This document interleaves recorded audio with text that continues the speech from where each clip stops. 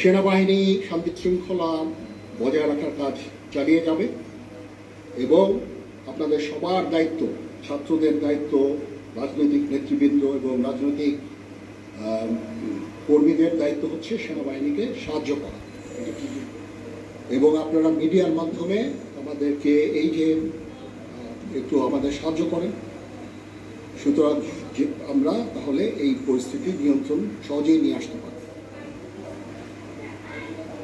না, যদি দেশটা শান্ত হয়ে যায় তাহলে আর কারফিউর কোনো প্রয়োজন নাই, কোনো জরুরি অবস্থার প্রয়োজন নাই, কোনো কারফিউর প্রয়োজন নাই, কোনো গোলাগুলির প্রয়োজন নাই। আমি আদেশ দিয়ে দিয়েছি সেনাবাহিনী কোনো গোলাগুলি করবে না, পুলিশ কোনো গোলাগুলি করবে না।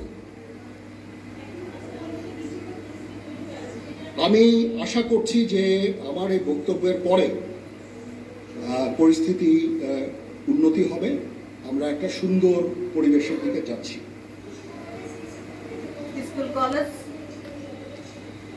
আমরা এটা না, আমি আজকে রাতের মধ্যে একটা আমরা সলিউশনে যাওয়ার চেষ্টা করবো, বাট আমাদের হয়তো 2-1 দিন সময় দিতে হবে। এটা আমরা এখনো এটা টু আর্লি, আমরা যাচ্ছি যে আমরা কথা বলবো মহামান্য রাষ্ট্রপতির সাথে, আমরা একটা সুন্দর সলিউশনে আমরা পৌঁছাবো।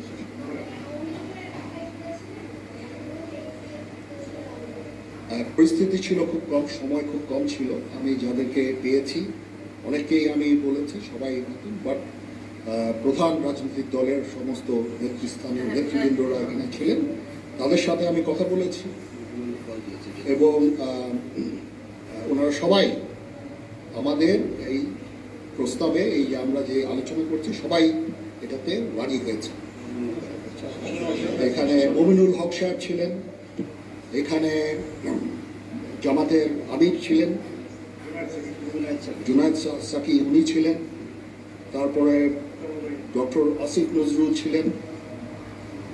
আমরা সবাই মিলে এবং সবাই আমরা এটাতে একমত পোষণ করেছি। এখন ছাত্রদের কাজ হচ্ছে যে শান্ত হওয়া এবং আমাদেরকে সাহায্য করা। আমি তো বলছি এতক্ষণ আমার এই বক্তব্যের ছাত্রদের প্রতিনিধি বলতে আমি এখন ওনাদের কাউকে পাইনি। আমি ডক্টর আসিফ নজরুলকে রিকোয়েস্ট করেছি, যেহেতু ওনাকে ছাত্ররা শ্রদ্ধা করেন এবং উনিও একটা সুন্দর একটা ভিডিও মেসেজ উনি দিয়েছেন ছাত্রদের জন্য।